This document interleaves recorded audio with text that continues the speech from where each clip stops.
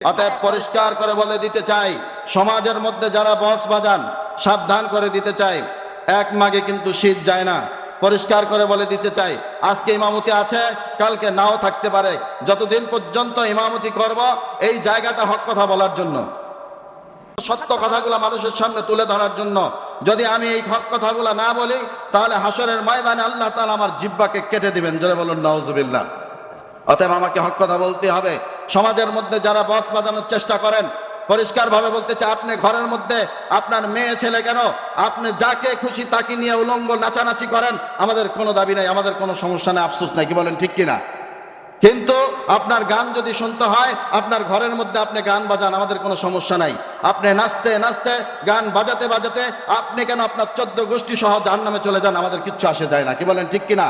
এবং লুকমান আলাইহিস সালাতু ওয়াস সালাম এমন কিছু ওসিয়ত সন্তানদেরকে করেছেন, যেই ওসিয়তগুলো আল্লাহ তাআলার কাছে ভালো লাগার কারণে স্বয়ং আসমানি 104খানা সহিফা এবং কিতাব সহ যতগুলো আসমানি গ্রন্থ আছে, এই সমস্ত আসমানি গ্রন্থের মধ্যে শ্রেষ্ঠ কিতাব হলো আল কোরআন।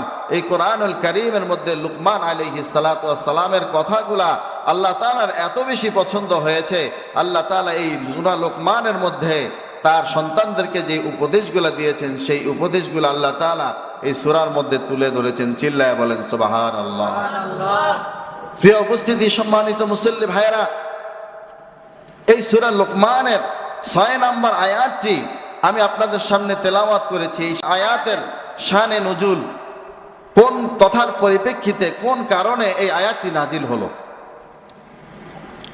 এবং লাহওয়াল হাদিস দ্বারা আল্লাহ তাআলা কি বুঝিয়েছেন।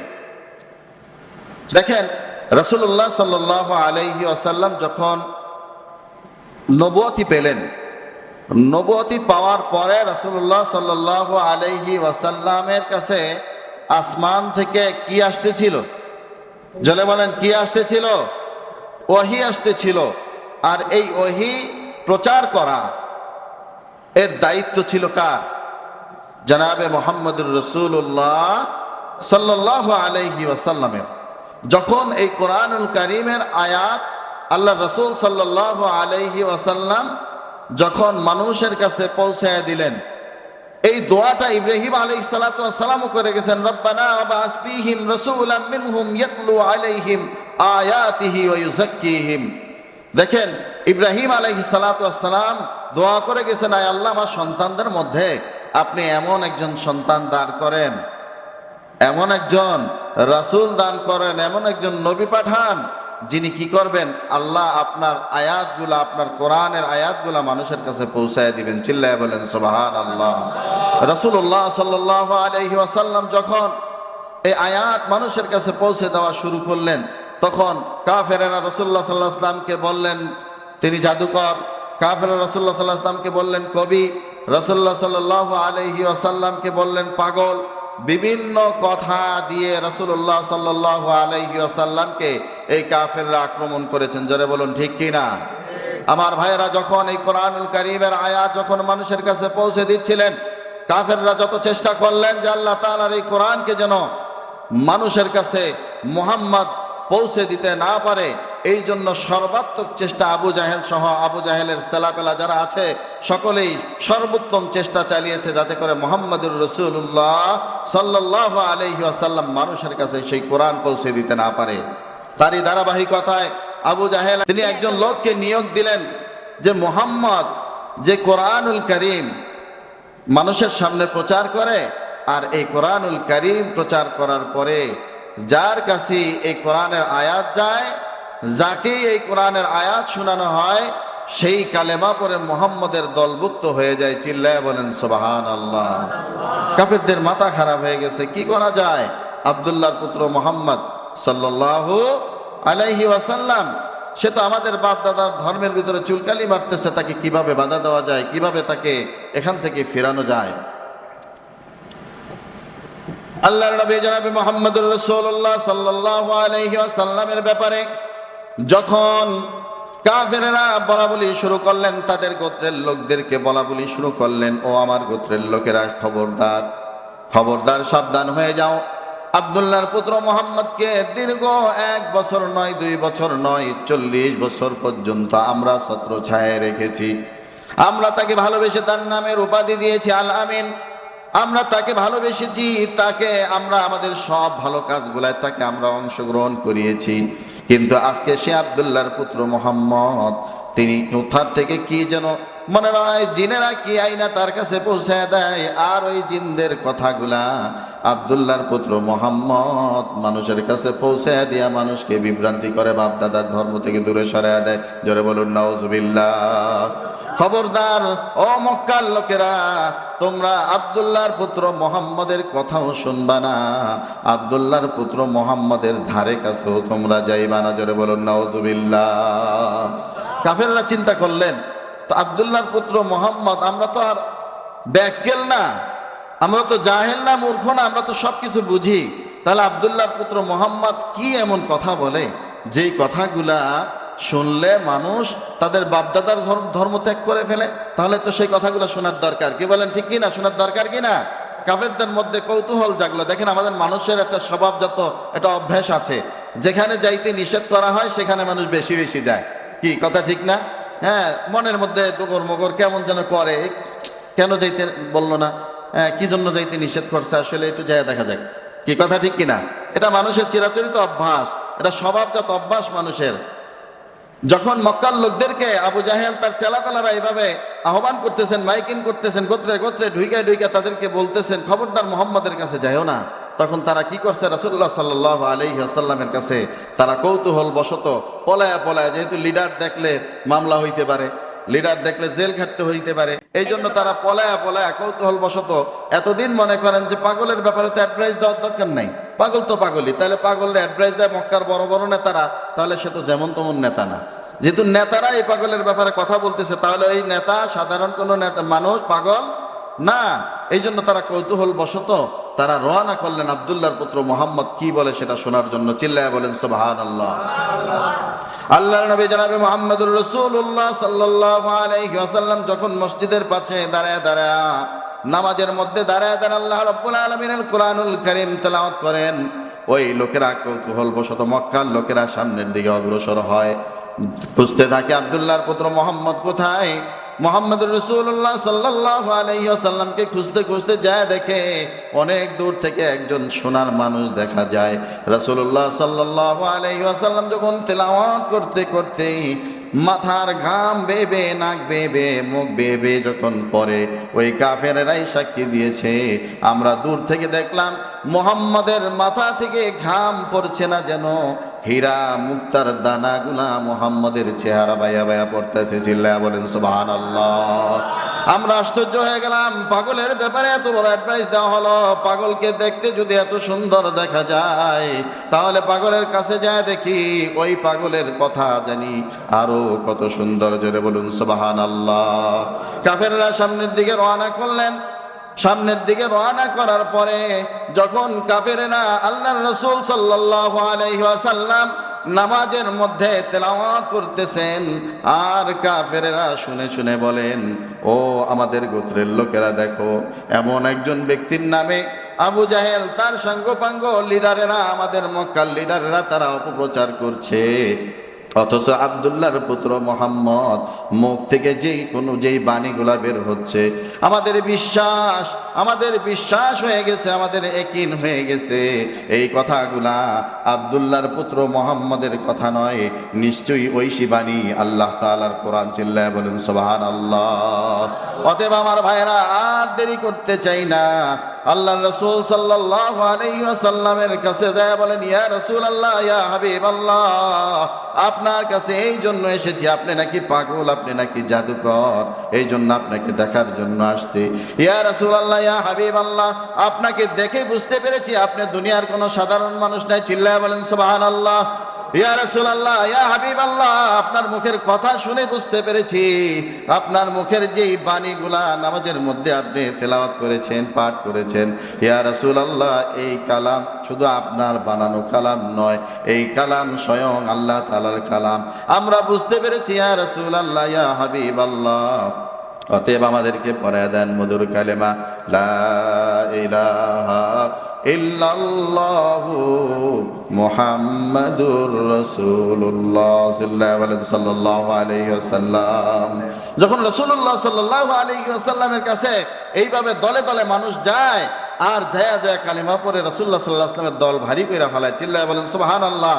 এখন বলেন কাফেরদের মাথা ঠিক থাকার কথা, মাথা নষ্ট হয়ে গেছে আবু জাহেলের। কি করা যায়? লোক একজনকে নিয়োগ দিল। আয়াতের শানে নজুল বলতেছি, দেখেন রাসূলুল্লাহ সাল্লাল্লাহু আলাইহি ওয়াসাল্লামকে দাবিয়ে দেওয়ার জন্য, স্টপ করে দেওয়ার জন্য, তার দাওয়াতকে বন্ধ করে দেওয়ার জন্য, আল্লাহ তাআলার কোরআনকে প্রচার বন্ধ করে দেওয়ার জন্য তারা প্রচেষ্টা চালিয়েছে। বর্তমান যুগেও আমাদের এই সমাজে, আমাদের এই রাষ্ট্রে, আমাদের এই দেশে, এই পৃথিবীতে এখনো কোরআনকে স্টপ করে দেওয়ার জন্য, কোরআনকে মিটিয়ে দেওয়ার জন্য একটা জালিম চক্র আছে না নাই?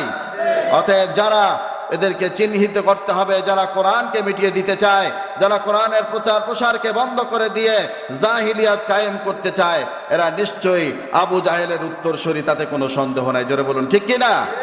আমার ভাইয়েরা, এই আবু জাহেলের উত্তরসূরিদেরকে চিনতে হবে। যুগে যুগে রাসূলুল্লাহ সাল্লাল্লাহু আলাইহি ওয়াসাল্লাম দুনিয়া থেকে বিদায় নিয়ে চলে গেছেন, সাহাবীরা চলে গেছেন, তাবেঈনরা চলে গেছেন, তাবেঈনরা চলে গেছেন, আইম্মায়ে মুজতাহিদ যারা ছিলেন তারা চলে গেছেন। আজকে বর্তমানে উলামায়ে কেরাম এই রাসূলুল্লাহ সাল্লাল্লাহু আলাইহি ওয়াসাল্লামের রেখে যাওয়া দ্বীনের মিশনকে বর্তমানে উলামায়ে কেরাম ধরে রেখেছেন এবং সেই উলামায়ে কেরাম এই দ্বীনের কাজগুলো আঞ্জাম দিয়ে যাচ্ছেন। যার কারণে ওই যে আবু জাহেলের উত্তরসূরি যারা আছে তারা আজও এই সমাজের মধ্যে উলামায়ে কেরামের পিছনে লেগে আছে। জোরে বলুন ঠিক কিনা? অতএব যুগে যুগে এদেরকে চিহ্নিত করতে হবে। যারা উলামায়ে কেরামদেরকে জেলখানায় দিতে চায়, যারা উলামায়ে কেরামদেরকে ফাঁসির কাস্টে ঝুলাতে চায়, যারা উলামায়ে কেরামদেরকে মৌলবাদী বলে গালি দেয়, যারা উলামায়ে কেরামদেরকে সন্ত্রাসী বলে গালি দেয়, যারা উলামায়ে কেরামদেরকে মূর্খ বলে গালি দেয়, আমরা পরিষ্কারভাবে বলতে চাই, তোমরা মুসলমান, নামদারি মুসলমান হতে পারো, আল্লাহি আল্লাহর কসম করে বলছি তোমরা মুসলমানের বাচ্চা নয়, নিশ্চয়ই তোমরা আবু জাহেলের উত্তরসূরি। জোরে বলুন ঠিক কিনা? আমার ভাইয়েরা, ইতিহাস জানতে হবে। রাসূলুল্লাহ সাল্লাল্লাহু আলাইহি ওয়াসাল্লামের কাছ থেকে আমাদেরকে শিক্ষা নিতে হবে। রাসূলুল্লাহ সাল্লাল্লাহু আলাইহি ওয়াসাল্লামের এই মিশনকে যদি কেউ বন্ধ করে দিতে চায়, আল্লাহি আল্লাহর কসম করে বলতে চাই, মানুষের সব সময় একরকম যায় না। জোরে বলুন ঠিক কিনা? যদি ইসলাম নিয়ে বান্দ্রামি করা হয়, ইসলাম নিয়ে যদি কটূক্তি করা হয়, প্রয়োজনে জীবন দিব, চেষ্টা করব জাহেলদেরকে এই সমাজ থেকে মিটিয়ে দেওয়ার জন্য। এক পায়ের উপরে পাড়া দিয়ে আরেক রান ছিঁড়ে ফেলতে হবে, কিন্তু এই সমস্ত কাফের, এই জাহেলদের উত্তরসূরি যারা আছে তাদেরকে মাঠে ময়দানে কাজ করতে দেওয়া যাবে না। জোরে বলুন ঠিক কিনা ভাইরা? আমার ভাইরা দেখেন, আমিনান নাসি মান ইশতারি লাহওয়াল হাদিস, এই লাহওয়াল হাদিস দ্বারা কি বুঝিয়েছেন? ওই যে আবু জাহেল লোক নিয়োগ দিলেন যে মুহাম্মদুর রাসূলুল্লাহ সাল্লাল্লাহু আলাইহি ওয়াসাল্লামকে তো বন্ধ করা যাচ্ছে না, মক্কা থেকে তো দিনে দিনে আমাদের দল ছোট হয়ে যাচ্ছে, মুহাম্মদের দল ভারী হয়ে যাচ্ছে, তাহলে কি করা যায়? তখন একজনকে নিয়োগ দিল যে মক্কার বাহির থেকে নর্তকীদেরকে এনে ঢোলবাদ্য বাজায়া মানুষকে কনভিন্স করার চেষ্টা করতেছে। জোরে বলুন নাউজুবিল্লাহ। মানুষকে কি করার চেষ্টা করতেছে? কনভিন্স করার চেষ্টা করতেছে মক্কার লোকদেরকে। আবু জাহেল এখন কৌশল করলেন যে দেখো, বাহিরের থেকে নর্তকীদেরকে নিয়ে আসো, তারপরে গান বাজনা বাজাও, এই গান বাজনা বাজাও, নর্তকীদেরকে নিয়ে আসা নাচ গানের মধ্যে মানুষকে, তাদেরকে যদি রাখতে পারো তাহলে মুহাম্মাদের কোরআন শুনতেও যাবে না, তারা এই অপকর্মের মধ্যে লিপ্ত থাকবে, আর মানুষ বাপদাদার ধর্ম ত্যাগ করে মুহাম্মাদের ধর্ম পালন করবে না। জোরে বলুন নাউজুবিল্লাহ। আমার ভাইয়েরা, যখনই ওই যে আবু জাহেলের নিয়োগপ্রাপ্ত সেই ব্যক্তি যখন বাহিরের থেকে নর্তকীদেরকে নিয়ে আসলেন, নিয়ে এসে মক্কার ভিতরে প্রচার শুরু করে দিলেন যে ও মক্কার লোকেরা, আব্দুল্লাহর পুত্র মুহাম্মদের কাছে যাও না, নারীদেরকে তোমাদের সামনে নিয়ে এসেছি, তোমরা যদি চাও তারা উলঙ্গ হয়ে নাচানাচি করবে, তোমরা যদি চাও তারা তোমাদেরকে অশ্লীল গান শোনায় দিয়ে তোমাদেরকে যৌন সুরসুরি জাগাবে, তোমরা তাদের কাছে যা চাও তাই পাবে, তারপরে তোমরা মুহাম্মদের কাছে যাও না। জোরে বলুন নাউজুবিল্লাহ। এই জন্য আল্লাহ তাআলা বলেন, আমিনান নাসি মান ইশতারি লাহওয়াল হাদিস লিউদিল্লা আন সাবিলিহি।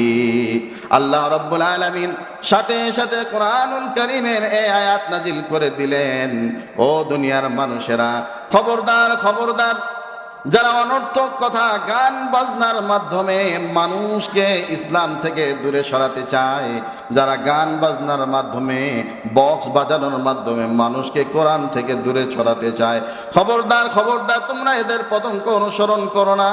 তোমরা যদি এদের পতঙ্গ অনুসরণ করো তাহলে তোমরা শয়তানের অন্তর্ভুক্ত হয়ে যাবে, শয়তানের দলভুক্ত হয়ে যাবে। চিল্লায় বলেন নাউজুবিল্লাহ।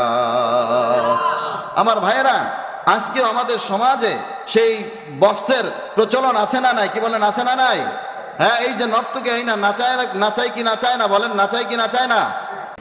এই যে যদি মানুষ গান বাজনা করে, গান বাজনা করলে মানুষের অন্তরের মধ্যে নেফাকির সৃষ্টি হয়, তখন তারা হিতাহিত জ্ঞান থাকে না। যখন তাদের ভিতরে নেফাকির সৃষ্টি হয় তখন বিভিন্ন ফতুয়া দিতে থাকে। আরে মিয়া, মোল্লারা তোমাগো বাসায় এরকম আইসা দাওয়াত খায় আর ফতুয়া দেয় যে গান বাজনা বাজানো জায়েজ নাই। হ্যাঁ, এগুলো আসলে মোল্লাদের মুখরোচক কথা, এগুলো আসলে কিচ্ছু না। এগুলা কি কোরআনে আছে? এগুলা কি হাদিসে আছে? এই প্রশ্ন কখন করে?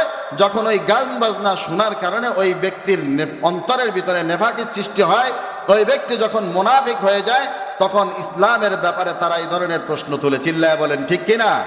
আমার ভাইয়েরা, আজকে আমাদের সমাজের মধ্যে এরকম নিকৃষ্ট এই গান বাজনা, এই বক্স বাজানো হয় কি হয় না? যারা বলেন হয় কি হয় না?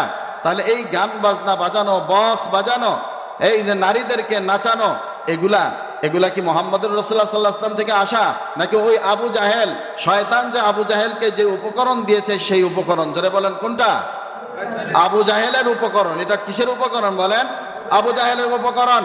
অতএব যারা আজকে বক্স বাজায়, মন খুলে বলতে চাই, আল্লাহি, আল্লাহর কসম, আপনার নাম আব্দুর রহমান হতে পারে, আপনার নাম আব্দুর রহিম হতে পারে, আপনি নামে মুসলমান হইতে পারেন, কিন্তু আপনি যদি বক্স বাজান, আপনি যদি ঘরের ভিতরে বিয়ে শাদীর নামে, গায়ে হলুদের নামে উলঙ্গ নাচানাচি করতে থাকেন, অশ্লীল ভাবে নাচানাচি করতে থাকেন, আল্লাহর কসম করে বলছি আপনিও মুসলমান নাম হতে পারে, কিন্তু আপনি আবু জাহেল উত্তরসূরি। যারা বলুন ঠিক কিনা? সূরা বনী ইসরাঈলের ৬২ নম্বর আয়াতে আল্লাহ তাআলার সাথে শয়তানের কথোপকথন হয়েছে, এটা তুলে ধরা হয়েছে সূরা বনী ইসরাঈলে। সেদিকে যাওয়ার সুযোগ নাই, ব্যাখ্যা বিশ্লেষণ করার সুযোগ নাই। আমার ভাইরা, সেই দিকে যাব না। এই বনী ইসরাঈলের ৬২ নম্বর আয়াতে শয়তানকে যখন বিতাড়িত করা হলো, এই শয়তান যায়া আল্লাহ তাআলার কাছে বলছে, আল্লাহ বিতাড়িত তো করলেন, তাহলে সারা জীবন যে ইবাদত করলাম এর মাধ্যমে আপনি আমাদেরকে কি দিলেন? আপনি আমাকে কি দিলেন? ইবাদত তো করলাম, ইবাদতের তো আপনি তো জানেন না। আমি যতটুকু ইবাদত করেছি সেটা আপনি যাজা দিয়ে থাকেন, যাজা দেন। তখন বলছে শয়তানকে আল্লাহ তাআলা বলছেন, তুমি কি চাও? বলছে, কিয়ামত পর্যন্ত আমি হায়াত চাই। আল্লাহ তাআলা বলেন, যা, তোকে দিয়ে দিলাম। কিয়ামত পর্যন্ত শয়তানকে হায়াত দিলেন। এইরকম শয়তান আল্লাহ তাআলার কাছে কয়েকটা জিনিস চাইয়া নিছেন যে, আল্লাহ, আমাকে যদি বাঁচতে হয় তাহলে তো আমার তো কিছু বাঁচার উপকরণ লাগে, তাহলে আপনি আমাকে দিয়ে দেন। বলছে, আমার যে বসবাসের স্থান, আমি কোথায় বসবাস করব সেটা আপনি জায়গা করে দেন। তখন আল্লাহ তাআলা বলেন, তুমি কোথায় চাও? বলছে, বাজার এবং রাস্তায় আড্ডা দেওয়ার যেই জায়গাগুলা, সেটা আমার বসবাসের স্থান করে দেন। জোরে বলুন নাউজুবিল্লাহ। আল্লাহ তাআলা বলেন, যা, তোকে দিয়ে দিলাম। বলছে, তো আল্লাহ, আমার তো ঘর দরকার, আমি কোথায় থাকবো? আল্লাহ তাআলা বলেন, তুই কোথায় চাস? বলছেন, আমি পায়খানা প্রস্রাবখানার মধ্যে আমার ঘর চাই। জোরে বলুন নাউজুবিল্লাহ। আল্লাহ তাআলা বলেন, সেখানেও তোকে দিয়ে দিলাম। আল্লাহ তাআলা, শয়তান আল্লাহ তাআলার কাছে বলতেছেন, আয় আল্লাহ, আপনার তো কোরআন আছে, তাহলে আমার তো কোরআন নাই, আমারও তো একটা সংবিধান থাকার দরকার, আমাকে একটা সংবিধান দিয়ে দেন। তখন আল্লাহ তাআলা বলছেন, তুই তোর কি সংবিধান চাস? আল্লাহ তাআলার কাছে শয়তান বলেন, আয় আল্লাহ, আপনি আমাকে ঢোল বাদ্য এগুলো আপনি আমার সঙ্গী দিয়ে দেন, আমি এগুলা বাজায়া এই মানুষকে, এই বনি আদম, যার কারণে আজকে আমি আমি ধ্বংস হয়ে গেলাম, আজকে আমি তাদেরকে ধ্বংস করে দিব। আল্লাহ, আমি এই গান বাজনা বাজানোর মাধ্যমে মানুষকে কি করব? জাহান্নামের দিকে নিয়ে যাইব। জোরে বলুন নাউজুবিল্লাহ। আমার ভাইয়েরা, পরিষ্কারভাবে বুঝতে হবে, এই গান বাজনা থেকে আপনাকে বাঁচতে হবে। আল্লাহ তাআলা বলেন, ইয়া আইয়ুহাল্লাযীনা আমানু কু আনফুসাকুম ওয়া আহলিকুম নারা। কথা অনেক ছিল, সংক্ষেপ কথা, অন্যদিকে চলে যাচ্ছি, সংক্ষেপে শেষ করে দিচ্ছি। আল্লাহ তাআলা বলছেন, হে দুনিয়ার মানুষ, হে ইমানদারেরা, কু আনফুসাকুম, তুমি নিজে জাহান্নাম থেকে যেভাবে বাঁচার চেষ্টা করো, ওয়া আহলিকুম নারা, তোমার আহাল বর্গ, তোমার পরিবার বর্গ যারা আছে, তোমার সমাজের মানুষ যারা আছে, তোমার রাষ্ট্রের মানুষ যারা আছে, তোমার ইউনিয়নের মানুষ যারা আছে, তোমার সদরের মানুষ যারা আছে, তোমার জেলার মানুষ যারা আছে, তাদেরকেও, তারা তোমার আহাল, অতএব তাদেরকেও তুমি জাহান্নামের আগুন থেকে বাঁচানোর চেষ্টা করো। জোরে বলুন ঠিক কিনা ভাইরা আমার? আজকে যদি জাহান্নামের আগুন থেকে নিজে বাঁচতে হয়, গান শোনা হালাল না হারাম? জলে বলেন হালাল না হারাম? আরো জলে বলেন হালাল না হারাম? তাহলে গান শুনবেন, আপনার গুনাহ হবে কিনা? গান যিনি ব্যবস্থা করে দিবেন বাজানোর, তার গুনাহ হবে কি হবে না? যিনি গান বাজাবেন এবং মানুষকে শোনাবেন, তার গুনাহ হবে কি হবে না? অতএব পরিষ্কার করে বলে দিতে চাই, সমাজের মধ্যে যারা বক্স বাজান সাবধান করে দিতে চাই, এক মাঘে কিন্তু শীত যায় না। পরিষ্কার করে বলে দিতে চাই, আজকে ইমামতি আছে, কালকে নাও থাকতে পারে। যতদিন পর্যন্ত ইমামতি করব, এই জায়গাটা হক কথা বলার জন্য, সত্য কথাগুলো মানুষের সামনে তুলে ধরার জন্য। যদি আমি এই হক কথাগুলো না বলি, তাহলে হাসরের ময়দানে আল্লাহ তাআলা আমার জিহ্বাকে কেটে দিবেন। জোরে বলুন নাউজুবিল্লাহ। অতএব আমাকে হক কথা বলতে হবে। সমাজের মধ্যে যারা বক্স বাজানোর চেষ্টা করেন, পরিষ্কারভাবে বলতে চাই, আপনি ঘরের মধ্যে আপনার মেয়ে ছেলে কেন, আপনি যাকে খুশি তাকে নিয়ে উলঙ্গ নাচানাচি করেন, আমাদের কোনো দাবি নাই, আমাদের কোনো সমস্যা নেই, আফসোস নাই। কি বলেন, ঠিক কিনা? কিন্তু আপনার গান যদি শুনতে হয়, আপনার ঘরের মধ্যে আপনি গান বাজান, আমাদের কোনো সমস্যা নাই। আপনি নাচতে নাচতে, গান বাজাতে বাজাতে আপনি কেন আপনার 14 গোষ্ঠী সহ জাহান্নামে চলে যান, আমাদের কিচ্ছু আসে যায় না। কি বলেন, ঠিক কিনা? আমাদের দায়িত্ব হলো আপনাদের কাছে দাওয়াত পৌঁছে দেওয়া, হক বাতিলের কথাগুলো তুলে ধরা। কি বলেন, ঠিক কিনা? কিন্তু আপনি যদি অপকর্ম করতে চান, আপনার গণ্ডির ভিতরে থেকে, আপনার ঘরের ভিতরে থেকে করবেন। খবরদার সমাজের মানুষকে এই গান শোনানোর জন্য চেষ্টা করবেন না। কি বলেন, ঠিক কিনা? এই বলেন ভাইয়েরা, যারা বক্স বাজাইছে গত 2 দিন ধরে, আমরা একটা আশ্চর্য ঘটনা দেখেছি। মানুষ মরে যায়, বাড়ির ভিতরে বক্স বাজায়। কত বড় নিকৃষ্ট জাহেল ঘাটতারা হলে এ ধরনের কাজ করতে পারে, চিন্তা করতে পারেন? গতকালকে এক বাসায় বক্স বাজানো হচ্ছে, সেখানে যায়া আসরের নামাজের পরে কালুবাই সহ তারা সেই বাসায় যায় বাধা দিছে। কত বড় জাহেল, কত বড় ঘাটতারা, অসভ্য, কত বড় ইতর, কত বড় জালেম হইলে সে তারপরও রাত্রেবেলা সে বক্স বাজাইছে। কি শোনেন নাই? আপনারা শোনেন নাই? পরিষ্কার করে বলে দিতে চাই, যারা এই অন্যায় হতে দেখো চুপ করে আছেন, সমাজের নেতা সেজে বসে আছেন, আল্লাহর কসম করে বলছি, জাহান্নামের আগুনে সর্বপ্রথম আপনাদেরকে আমরা আসামির কাঠগড়ায় দাঁড় করাবো। কি বলেন, ঠিক কিনা? আপনার ক্ষমতা আছে, আপনি নেতা হয়েছেন সমাজের মধ্যে, অথচ অশ্লীলতা ছড়ায়া যাচ্ছে, সমাজের মধ্যে কথা বলেন না। এটা কি আশ্চর্যের বিষয়? আমরা কি ওনাদের কাছ থেকে গান শুনতে চাইছি বলেন? তা আমার সারা রাস্তা আপনি ঘুমাইতে দেন না কেন? আপনার কাছ থেকে গান শুনতে চাইছি আমরা, তাহলে আমাদেরকে গান শোনান কেন? এই অধিকার আপনাকে কে দিয়েছে বলেন? এই অনধিকার চর্চা আপনাকে কে করতে বলেছে? আমার ভাইয়েরা, হক এবং বাতিল চিনতে হবে, হক এবং বাতিল চিনতে হবে। রাসূলুল্লাহ সাল্লাল্লাহু আলাইহি ওয়াসাল্লাম হক হিসেবে এসেছেন, জোরে বলুন ঠিক কিনা? ওই সময় জাহেল হিসেবে এসেছেন আবু জাহেল। ইব্রাহিম আলাইহিস সালাতু ওয়াস সালাম হক হিসেবে এসেছেন, ওই সময় জাহেল হিসাবে, মূর্খ হিসাবে, সমাজ বিধ্বংসী লোক হিসাবে এসেছেন নমরুদ, জোরে বলুন ঠিক কিনা? মুসা আলাইহিস সালাতু ওয়াস সালাম হকের ঝান্ডা নিয়ে এসেছেন, ওই সময় ফেরাউন বাতিল হিসাবে সে আত্মপ্রকাশ করেছে, জোরে বলুন ঠিক কিনা? আজকেও ওলামায়ে কেরাম হকের কথা বলবে, আর ওই আবু জাহেল, তারপরে ফেরাউন, নমরুদ, এ সমস্ত এই জাহেলদের উত্তরসূরিরা আজকেও ওলামায়ে কেরামদেরকে বৃদ্ধাঙ্গুলি দেখায় সমাজের মধ্যে অশ্লীলতা কায়েম করতে চায়, জোরে বলুন ঠিক কিনা? অতএব পরিষ্কার করে বুঝতে হবে ভাই, হক এবং বাতিল দুইটা সাইড আছে, ভালো মন্দ, উপর নিচ, সামনে পিছনে, হক এবং বাতিল। আমরা কি হকের পথে থাকবো না অন্যায়ের পথে থাকবো ভাই? জোরে বলেন, হকের পথে না অন্যায়ের পথে থাকবো? যদি কেউ সমাজের মধ্যে বক্স বাজায়, তাহলে এই সমাজ থেকে বক্স বাজানো বন্ধ করা যায় না? কি বলেন, যায় না? কি বলেন, যাবে? রাজি আছেন বক্স বাজান? যদি প্রয়োজন হয়, আমি আপনাদের মসজিদের ইমাম, আমার নেতৃত্বে কারা কারা যাবেন, ওই বক্স ভেঙে ফেলবো, সব উপকরণ ভেঙে ফেলবো। যা যদি জরিমানা, যদি আমার মামলা হয়, সেই জরিমানায় যদি জরিমানা দিতে হয়, আমি অর্ধেক দিব, বাকি অর্ধেক আপনারা দিবেন। রাজি আছেন তো ইনশাল্লাহ?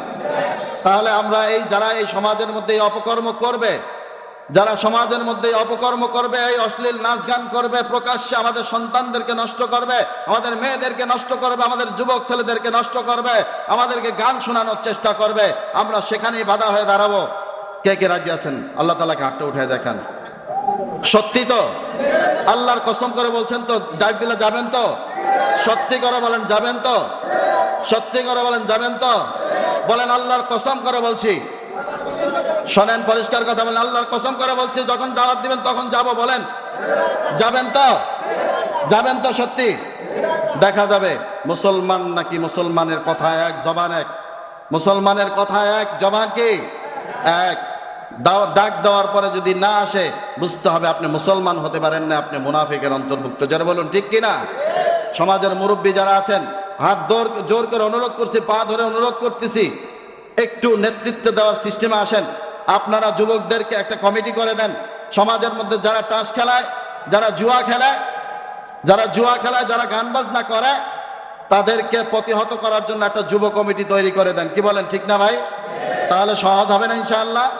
সমাজের মধ্যে এই সমাজ নষ্ট করে দিবেন, সমাজকে ধ্বংস করে দিবেন, আর আমরা এখানে বসে বসে আপনারা দাওয়াত দিবেন আর বড় বড় মুরগির রান খাবো, গরুর গোস্ত দিয়ে খাইয়া এরম শরীরটারে ফুলামো। ভাই, এই শরীর যে হয়েছে, এই শরীরের জন্য আল্লাহ তাআলার কাছে জবাবদিহি করা লাগবে যদি আমরা এটার প্রতিবাদ না করি। করে বলেন ঠিক কিনা? এজন্য আমাদের সকলকে সাবধান হতে হবে, সচেতন হতে হবে। যারা এই ধরনের সমাজের মধ্যে অশ্লীলতা ছড়ায় তাদেরকে চিহ্নিত করে যেখানেই পাবেন সেখানেই তাদেরকে অপমানিত করব, বুঝাবো প্রথমে। যদি না বোঝে তাহলে অপমানিত করব, লাঞ্ছিত করব, যা করার দরকার সেটাই করব। যারা বলুন ঠিক কিনা? যদি এতে ফাঁসির কাস্টে জ্বলতে হয়, জেলখানায় যেতে হয়, যদি এর দ্বারা মাইর খেতে হয়, তাও রাজি আছি। কিন্তু আল্লাহর জমিনকে নাপাক করবেন, সমাজকে নাপাক করবেন, সেটা আমরা হতে দিব না। কি বলেন, রাজি আছি তো ইনশাআল্লাহ? আমার ভাইরা, অনেক কথা ছিল, বদর যুদ্ধের একটা ইতিহাস বলতে চেয়েছিলাম। মুসলমান আমরা আমাদের ঐতিহ্য ভুলে গেছি। যাই হোক, সেই দিকে যাব না। আজকে অনেক কথা আছে, মসজিদের কথা ক্লিয়ার পরিষ্কার জানিয়ে দিতে চাই। যেহেতু সামাজিক একটা প্রতিষ্ঠান মসজিদ, এখান থেকেই নেতৃত্ব দেওয়া হবে, এখান থেকেই সব কিছু আইন প্রণয়ন করা হবে। যারা বলুন ঠিক কিনা? যদি ইসলাম থাকতো তাহলে এই মসজিদের মিম্বার থেকেই সিদ্ধান্ত নেওয়া হতো। যারা বলুন ঠিক কিনা? আমার ভাইরা, মসজিদের মিম্বার থেকে পরিষ্কার বলে দিলাম, যারা আছেন এই ধরনের অপকর্ম করার চেষ্টা করবেন না। বলবেন না যে অমুকে তো বাজাইছে, অমুকে বাজাইছে, আজকের দিন থেকে শেষ, আর সামনের দিকে বাজানোর চেষ্টা করবেন না। কি বলেন, ঠিক কিনা? পরিষ্কার কথা, অমুকে বাজাইছে, তমুকে বাজাইছে, এই সমস্ত কথা আর বলার সুযোগ নাই। আশা করি আপনারা বুঝতে পেরেছেন। আল্লাহ তাআলা আমাদের সকলকে এই সমাজটাকে একটা আদর্শ সমাজ হিসাবে তৈরি করার জন্য আমাদের সকলের প্রচেষ্টাকে আল্লাহ তাআলা কবুল করুন।